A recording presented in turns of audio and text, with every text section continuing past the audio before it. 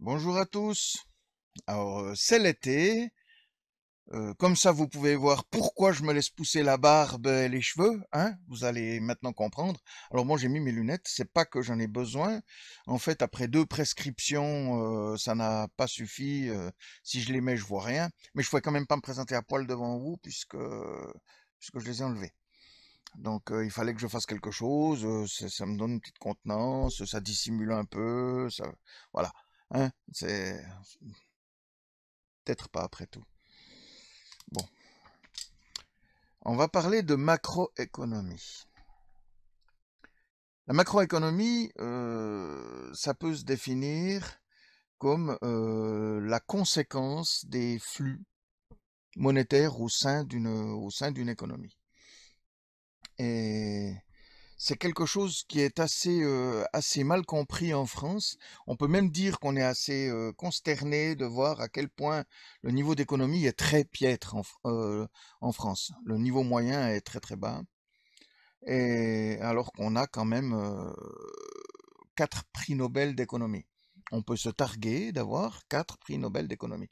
C'est pas rien quand même, excusez du peu. Hein, et donc, il s'agit ici de traiter un sujet qui est récurrent sur les réseaux sociaux, dans les partis politiques, en particulier à droite évidemment. Hein. C'est les aides sociales qui soi-disant coûtent cher, c'est elles qui grèveraient le budget, c'est elles qui sont le problème, il faut réduire les aides sociales, il y en a marre de bosser pour payer ceux qui foutent rien, etc., etc. Et c'est évidemment du grand n'importe quoi, parce que les aides sociales ne coûtent rien, c'est l'État qui paie, elles rapportent. Contrairement aux aides aux entreprises, qui elles sont payées par la dette souveraine, et on va voir pourquoi. Alors, on voit ici le schéma de principe de la redistribution. Vous avez donc ici le budget de l'État, c'est que je mets au niveau des prestations sociales, parce que le budget de l'État, finalement, c'est le contrat social. Hein. C'est-à-dire que l'État, c'est une entité qui a été créée, c'est une émanation de la population qui vise à établir l'équilibre général pour lequel Gérard Debreu, notre premier prix Nobel d'économie, a eu ce prix Nobel, et qui était aussi la spécialité de Maurice Allais, notre second prix Nobel d'économie. Et donc, pour cet équilibre général, pour éviter l'inégalité totale, on a mis en place un État qui représente le pouvoir, qui est chargé de collecter et redistribuer en finançant le régalien, mais aussi en apportant une qualité de vie à la population, et donc en distribuant des aides sociales, mais aussi des aides aux entreprises et toute autre chose. Et donc, on voit que dans le budget de l'État, chaque année, décaisse une petite partie de son budget qui est redistribuée directement à la population. Alors, ça va de la retraite au RSA en passant par l'AAH, l'allocation adulte handicapé, l'ASPA, hein, allocation de solidarité aux personnes âgées, c'est l'assistance au handicap, l'aide à domicile, les subventions au logement, hein, je veux dire, voilà, il y a il y a tout un tas de choses, hein, il y a tout un panel d'aides qui existe. Et le reste du budget sert à financer les infrastructures, les institutions, le régalien. La sécurité, l'administration, voilà, les routes. Hein. Et donc la population, que fait la population de ces aides dont elle bénéficie? Eh bien, elle la dépense. C'est-à-dire que ça va directement dans l'économie. Quand vous distribuez des aides sociales à la population, vous donnez du RSA à quelqu'un. Ce RSA, c'est pas qu'il va aller grossir un compte offshore au Caïman. Hein. C'est vraiment c'est de la nécessité de survie. Et donc, ça fait que le boulanger va pouvoir vendre des baguettes de pain. Voilà. Grosso modo, c'est ça. Hein. Et donc, tout ça, ça constitue un filtre amplificateur parce que ça signifie que les aides sociales dynamisent l'économie, puisque ça permet au commerce de bénéficier de ces retombées et donc d'avoir plus d'activité. Et ça fait que l'État récupère cet argent au budget suivant, à l'exercice N+1 via la TVA, l'impôt sur les sociétés, c'est le fait que ça, comme ça a dynamisé l'économie, ça a créé de l'emploi, etc., etc. Et donc, l'État, comme l'État est au centre, c'est le même principe, par exemple, que quand un marché public pour un rond-point est lancé, puis vous avez quelqu'un qui remporte le marché, le rond-point coûtera 300 000 euros, alors que si vous l'aviez fait à titre privé pour votre supermarché, il vous aurait coûté que la moitié.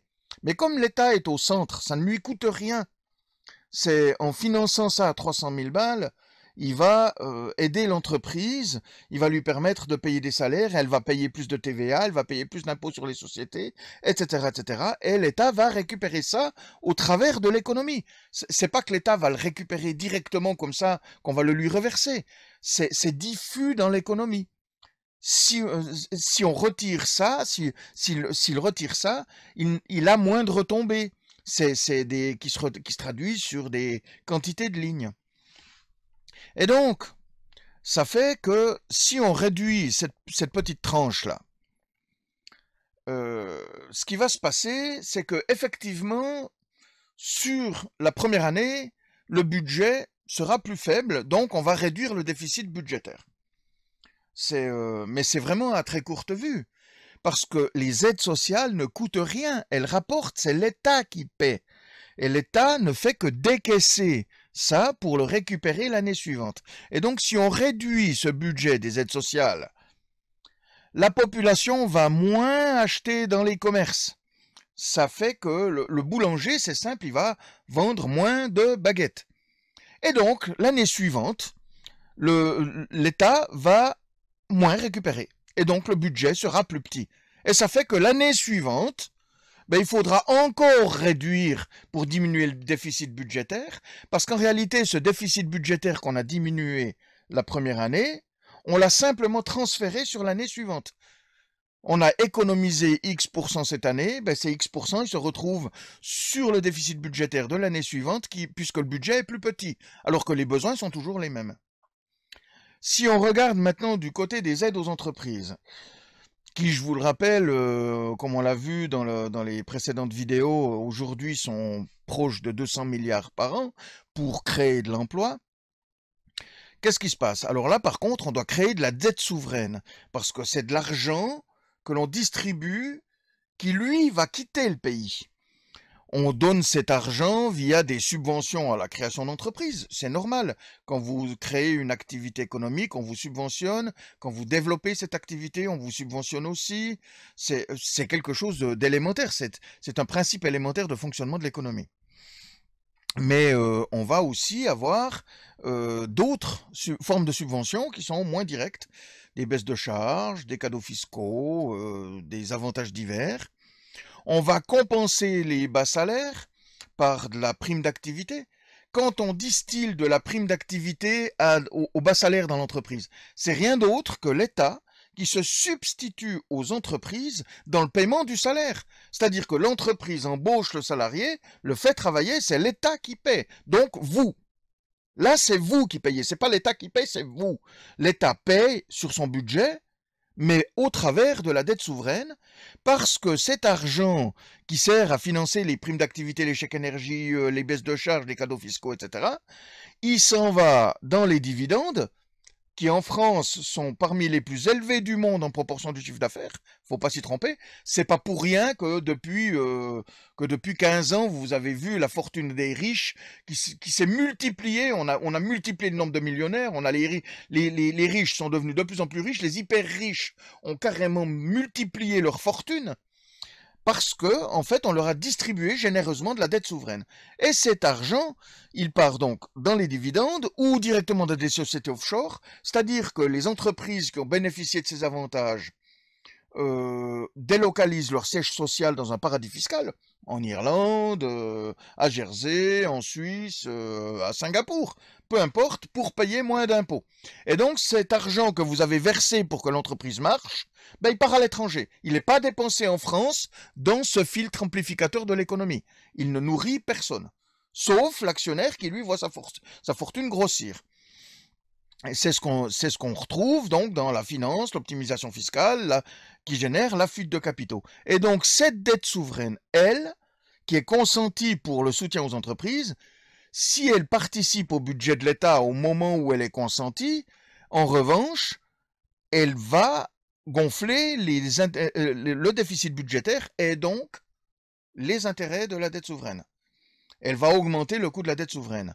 Les aides sociales ne contribuent pas, tout simplement pas, au déficit budgétaire.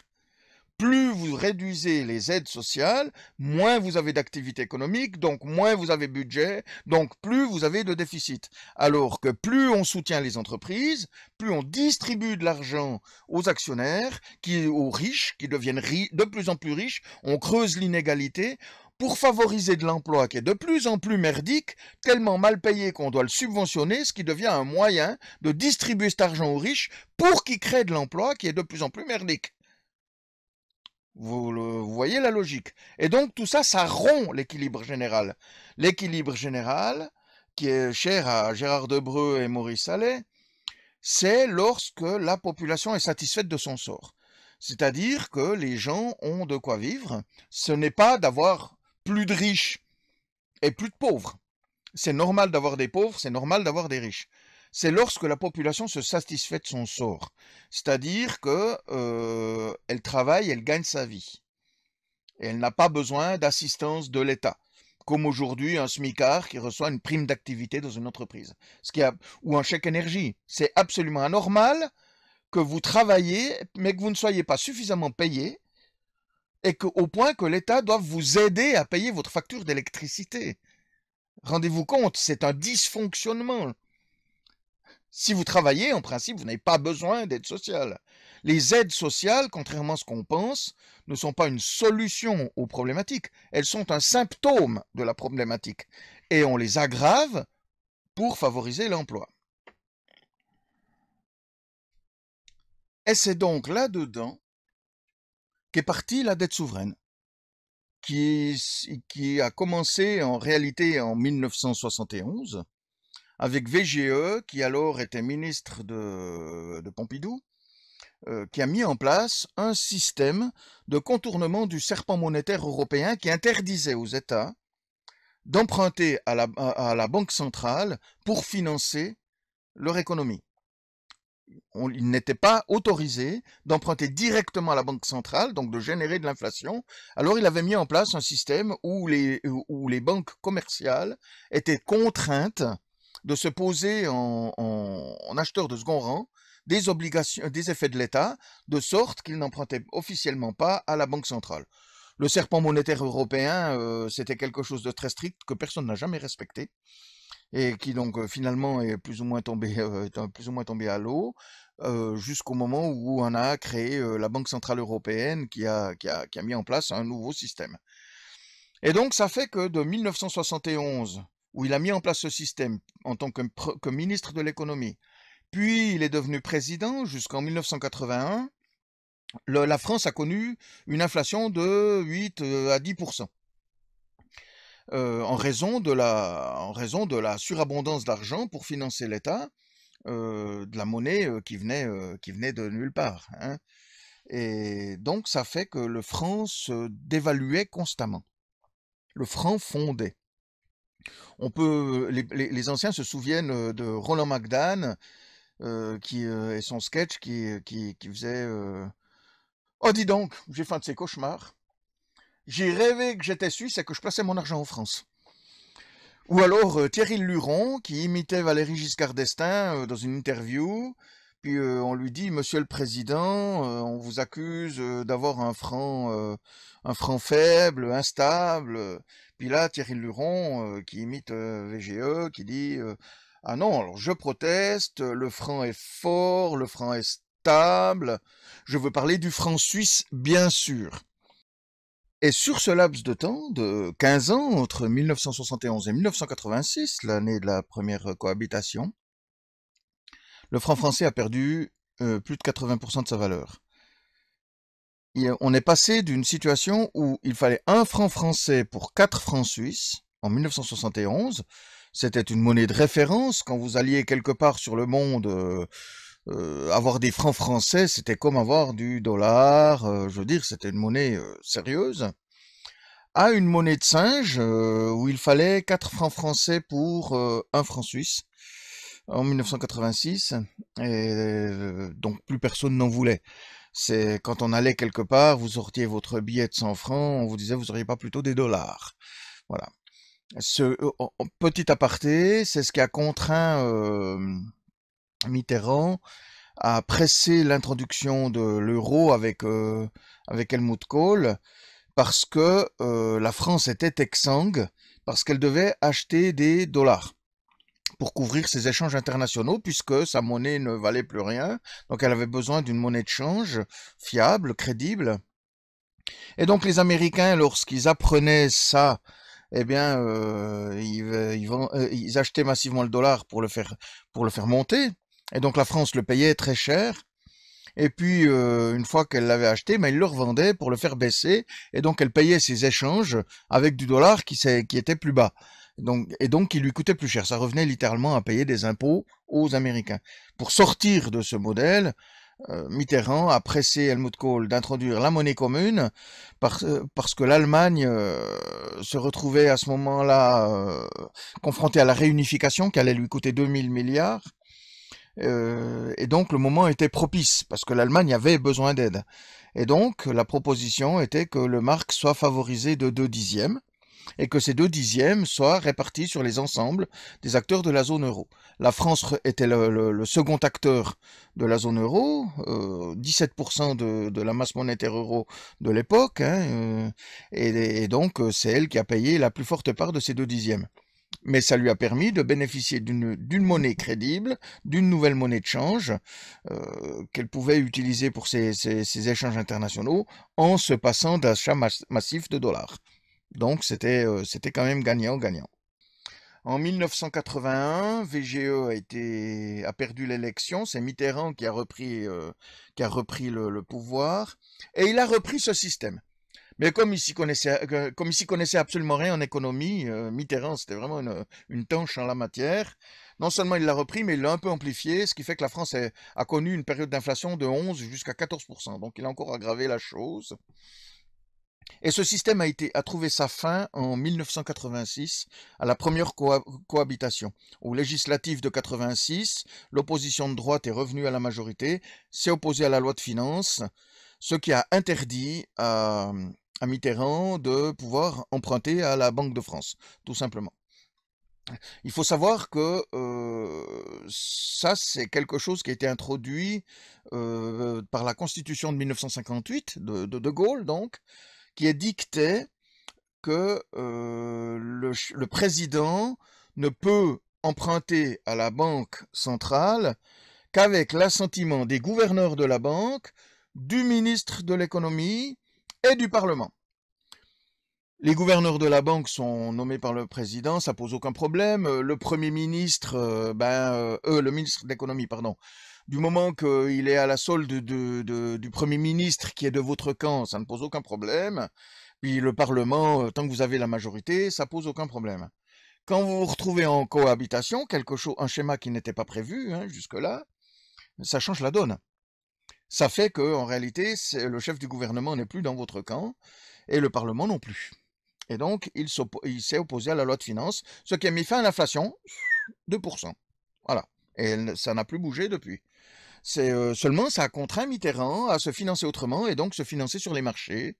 Et c'est à partir de ce moment-là, alors que la France n'avait que 300 milliards de dettes, de la dette technique, c'est normal d'avoir de la dette, on peut pas l'empêcher, on est obligé d'avoir ça pour fluidifier les échanges.